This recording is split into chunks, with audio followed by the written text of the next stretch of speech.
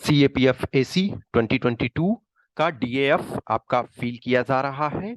तो इसमें EWS के जो कैंडिडेट हैं उनके कुछ क्वेश्चंस क्यूरी थे कि उसमें कुछ क्लियरिफिकेशन, वो उसके बारे में मैं इस वीडियो में बता रहा हूं।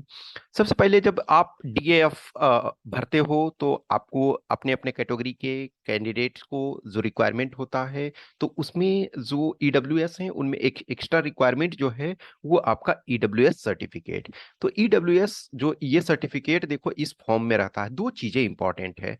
एक देखो, जो ये वैलिड फॉर फाइनेंशियल ईयर, एक तरह से ईयर 2022-23। एक्चुअल में तो क्या है 22-23, जब हम इंडिया में बोलते हैं इस ढंग से, तो इसका मतलब ये नहीं है कि पूरा 2022 और 2023। एक्चुअल में क्या है कि जो प्रोसेस आपका 2023 में हो, इवन 2026 में हो, उससे कोई फर्क नहीं पड़ता। प्रॉब्लम ये है कि जिस समय आपका एग्जाम प्रोसेस स्टार्ट हुआ, अब फॉर एग्जांपल 2019 का ईडब्ल्यूएस का रिजल्ट अभी आया या रिजर्व लिस्ट का अभी आया, तो ऐसा नहीं है कि अब इस ईयर का नहीं, उस टाइम जब एग्जाम हुआ था, जिस समय नोटिफिकेशन आया था, जिस समय फॉर्म आया था, ये मायने रखता है। हो सकता है कुछ एग्जाम देखोगे एक्सेप्शनल केस में, जो स्पेशल रिक्रूटमेंट होते हैं सब टाइम ना 5 इयर्स बाद रिजल्ट आता है, कुछ process pending case and all. तो उसमें रूल ये है कि जिस समय एग्जाम हो रहा है, जिस समय फॉर्म आपका फिल किया जा रहा है, तो ये देखो इसमें क्या लिखा हुआ है। फाइनेंशियल ईयर जो आपका वैलिड होना चाहिए वो 2021-22 होना चाहिए। क्या है कि belongs to economic weaker section, since the gross annual income of his or her family is below ₹8 lakh, okay, for the financial year 2021-22। तो जो फाइनेंशियल ईयर 21-22, इसका मतलब है 1 अप्रैल 2021 से लेकर के 31 मार्च 2022 तक, यानी इस ड्यूरेशन का जो आपका इनकम होना चाहिए वो 8 लाख से कम और प्लस एसेट इससे ऊपर नहीं होना चाहिए। यानी कि यदि ये कह रहा है and family does not own or possess any of the following, ये क्या है 5 acres of agricultural land and above, residential flat of 1000 square feet and above, residential plot of 1000 square yards. तो ये देखो यार्ड्स में का मतलब क्या होता है ना, 1 यार्ड का मतलब होता है 9 फीट। ठीक है, तो ये 9 फीट होता है 1 यार्ड। यार्ड का मतलब है 3 फीट का एक यार्ड होता है। तो 3 into 3 करोगे तो 9, तो इसको 100 से 9 कर दो, तो नोटिफाइड म्यूनिसिपैलिटी में जो है 900 से ऊपर नहीं होना चाहिए। और रेसिडेंशियल प्लॉट ऑफ 200 यार्ड्स, यानी कि इसमें 1800 स्क्वायर फीट। ये तो ये आपका होता है। ठीक है, अब इसमें से belong to this caste which is not recognised, न तो आप शेड्यूल कास्ट में है, न शेड्यूल ट्राइब्स में है, न ओबीसी में है, ये सेंट्रल लिस्ट के लिए वैलिड होता है। अब इनकम में देखो क्या होता है, all sources, salary, agriculture, business, profession etcetera. और जो टर्म फैमिली होता है उसमें क्या होता है, पर्सन आप who seeks benefit of reservation, his or her parents and siblings below the age of 18 years, as also his her spouse and children below the age of 18 years।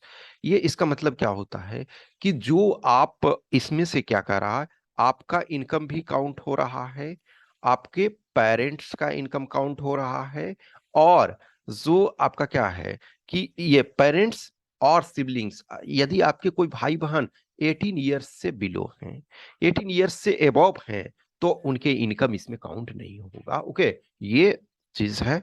Okay, तो ये आपका दो चीज ध्यान रखना है कि एक जो फाइनेंशियल ईयर जिसके आधार पर इनकम आपका है ये 21-22 होना चाहिए, यानी 1 अप्रैल 21 से लेकर के 31 मार्च 2022। ओके, और जो वैलिड फॉर 2022-23, यानी कि एक तरह से ये आपका जो 1 अप्रैल 2022 से लेकर के 31 मार्च 23, एक तरह से, ठीक है ना, तो ये आपका इसके आधार पे है।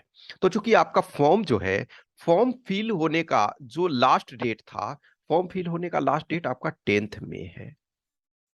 20 अप्रैल को आपका फॉर्म आया और 10 मई को आपका फॉर्म फिल करने का लास्ट डे है। तो यानी आपका जो सर्टिफिकेट है वो 9 मई तक का बना हुआ होना चाहिए, जो आपका वैलिड होता है वो, यानी कि 9 मई 2022 तक का वैलिड है, बना हुआ है, तो आपका वो मान्य है। एक चीज देखो, हमेशा जो कैंडिडेट ने अप्लाई किया था ईडब्ल्यूएस में, और ईडब्ल्यूएस उनका प्रूव नहीं हो पाता है तो उनकी कैंडिडेचर जो है वो रिजेक्ट नहीं होते। या कोई एससी कैंडिडेट है, कोई एसटी कैंडिडेट है, कोई ओबीसी कैंडिडेट है, आप अपनी कैंडिडेचर प्रूव नहीं कर पा रहे हो कि आप ओबीसी में बिलोंग नहीं करते हो, एससी में बिलोंग नहीं करते हो, एसटी में बिलोंग नहीं करते हो, या ईडब्ल्यूएस में नहीं। लेकिन यदि आपका मार्क्स जो है जनरल कैटेगरी के मार्क्स के ऊपर है, यानी उतना है, तो आपका कैंडिडेचर रिजेक्ट नहीं होता। लेकिन किसी ने सपोज ईडब्ल्यूएस दिया और आपका जो मार्क्स है वो जनरल के बराबर नहीं आ रहा है, जनरल के बराबर या उससे ऊपर नहीं आ रहा है, और आप प्रूव नहीं कर पाए कि हम ईडब्ल्यूएस से बिलोंग करते हैं, तो आपका कैंडिडेचर जो है फाइनली रिजेक्ट हो जाएगा। आपने ईडब्ल्यूएस वाले में 2019 वाला जो पेंडिंग था उसमें देखा कि बहुत सारे कैंडिडेट जो ईडब्ल्यूएस का कट ऑफ है उससे ऊपर मार्क्स लाए हुए हैं, लेकिन उनका नहीं सिलेक्शन हुआ। क्यों? क्योंकि वो फाइनली प्रूव नहीं कर पाए कि वो ईडब्ल्यूएस से बिलोंग करते हैं। तो हमेशा ध्यान रखो, कुछ कैंडिडेट होते हैं कि क्या मैं जनरल में कर दूं, या लिटिल टाइम आपको लगेगा, परेशानी आपका थोड़ा सा हो सकता है, लेकिन वंस आप जनरल कैटेगरी के कैंडिडेट के कट ऑफ को ऊपर करते हैं तो आपके कैंडिडेचर का कोई प्रॉब्लम नहीं होता है। और ईडब्ल्यूएस में एज का भी कोई मायने नहीं, क्योंकि जितना एज ओपन जनरल कैटेगरी का है उतना आपका है।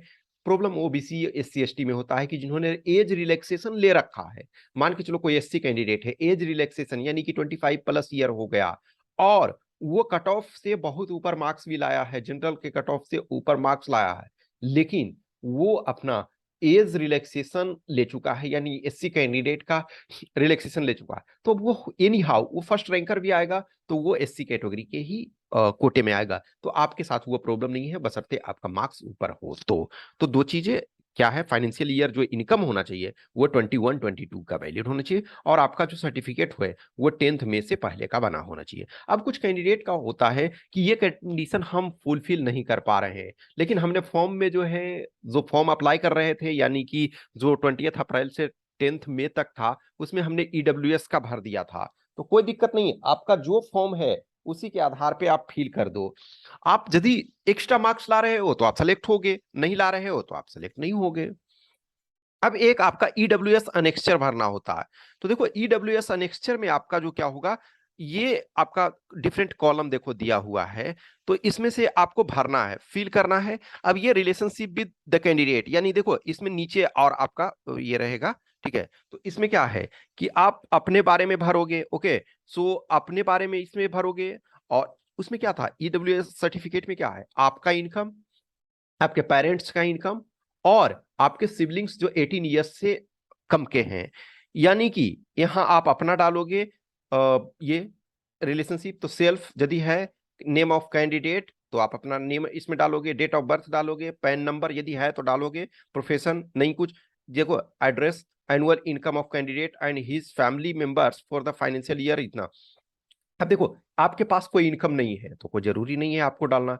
अब जो है कि वो आईटीआर फाइल करते हैं नहीं करते हैं, तो यानी आप लिख दोगे, ओके, किसी जिनका इनकम यहाँ है उनका नाम ये उनका लिख दोगे, ठीक है।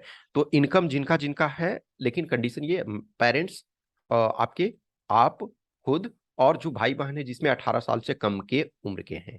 अब बोलेगा 18 साल से कम उम्र के कौन अर्निंग करता है? यस, कुछ है जो एक्चुअल में क्या है, आप 14 साल से अधिक हो रहे हो तो कुछ अर्न कर सकते हो, या कोई 14 साल से कम भी है, उसको कुछ कहीं से मान के चलो उसके नाम से कुछ लैंड किया हुआ है या कुछ ऐसा, तो उसका इनकम आ रहा है, तो उसमें सिचुएशन, ठीक है। ये उसके बाद एक अंडरटेकिंग, तो वो एक्चुअली अपलोड नहीं करना पड़ता है, वो आपको फील करना पड़ता है कि यस आई सर्टिफाइड दैट ये मैं इनका बेटा हूँ, इनका ये यहाँ से रहता हूँ, और मैं जो भी है क्राइटेरिया है वो फुल। फिर है आप डिक्लेरेशन, जो ईडब्ल्यूएस अनेक्स्चर में जो आप कुछ भरे हैं उसमें आप डिक्लेरेशन करोगे कि जो भी इंफॉर्मेशन दिया हुआ है सही है, वो गलत होता है तो हम रिस्पॉन्सिबल हैं, ओके। तो उसमें आपको वहीं ऑनलाइन में फिल करना पड़ता है, आपको सबमिट नहीं करना पड़ता है। लिस्ट ऑफ स्कैन्ड कॉपी, ये आपको अपलोड क्या करना पड़ता है, देखो सर्टिफिकेट ऑफ एज, ये 10th वाला जो सर्टिफिकेट है, आइदर सर्टिफिकेट या मार्कशीट है, तो ये सबके लिए करना होता है, ओके। नेक्स्ट है certificate in support of claim to belong to, ये आप तो ईडब्ल्यूएस में बिलोंग करते हो तो ईडब्ल्यूएस वाला सर्टिफिकेट, और certificate of the educational qualification यानी कि ग्रेजुएशन। आपने पोस्ट ग्रेजुएशन वगैरह का अपलोड नहीं करना पड़ता, पोस्ट ग्रेजुएशन हो, डॉक्टरेट हो, आप जो भी हो उसका नहीं करना पड़ता, ग्रेजुएशन का करना पड़ता है, ओके। तो यही 3 सर्टिफिकेट अपलोड एक्चुअल। हाँ, अब किसी ने नेम चेंज सपोज करवाया है, या किसी का सपोज उसमें से जॉब में हो तो एनओसी आप डाल रहे हो जो नो ऑब्जेक्शन सर्टिफिकेट है, और या कुछ एक्स्ट्रा ऐसा चीज है, तो अदरवाइज मेनली आपका ये 3 रिक्वायरमेंट है। अब ये देखो इसमें से कुछ एक ये मैंने इस वजह से कि ये जो क्या होता है जो अपलोड करना होता है इसमें scan copy of the certificate of age ये तो है। अब scan copy showing her educational qualification तो ये है आपका जो ग्रेजुएशन वाला। अब ये आप जो बिलोंग करते हो ईडब्ल्यूएस। लेकिन ये 9 नंबर में जो देखोगे एक जो इसमें भी कैंडिडेट का डाउट था कि ये duly filled in and signed per forma given as the EWS annexure to detailed application form by the candidate seeking reservation as EWS candidate। तो EWS कैंडिडेट जो हैं तो उनको जो आप EWS अनेक्चर और डिटेल एप्लीकेशन फॉर्म में जो आपने देखा कि हमने डिक्लेरेशन ये था और अंडरटेकिंग था, तो उसको वही फिल करना पड़ता, उसको अपलोड नहीं करना पड़ता। ठीक है, तो इसको आपको ऑनलाइन ही वहां फिल कर दोगे, इसको अपलोड नहीं करना पड़ता है। अब जब आप जाओगे तो वहां अपना सिग्नेचर किया हुआ आप उसको दिखाओगे वहां। एक जो है आप अपना डीएफ सबमिट करोगे। ठीक है, जब आप फिजिकल मेडिकल में जाओगे तो अपना एक डीएफ सबमिट करोगे, वहां अपना सिग्नेचर होगा, डिफरेंट सर्टिफिकेट्स वगैरह आप ले जाओगे। तो ये एक्चुअल में अपलोड नहीं करना है, तो ये मेनली थ्री करना है। और जिनका कोई एक्स्ट्रा तो वो सब में है, कैटेगरी में लागू है। किसी ने नेम अपना चेंज कराया है तो उसका प्रूफ दोगे आप। कोई गवर्नमेंट जॉब में है, सेंट्रल गवर्नमेंट सिविलियन जॉब में, और वो रिजर्वेशन का ले रहा है कि एज रिलैक्सेशन, तो उसको डालना पड़ेगा, उनको डालना पड़ेगा। कोई यदि एक सर्विसमैन में है तो उनको वो डालना पड़ेगा। तो ये है। ठीक है, इसके बावजूद भी कुछ भी क्वेश्चन क्यूरी डाउट रहेगा तो आप हमें मैसेज कर सकते हैं आइदर इस व्हाट्सएप नंबर या इस टेलीग्राम नंबर पे। Okay, thank you.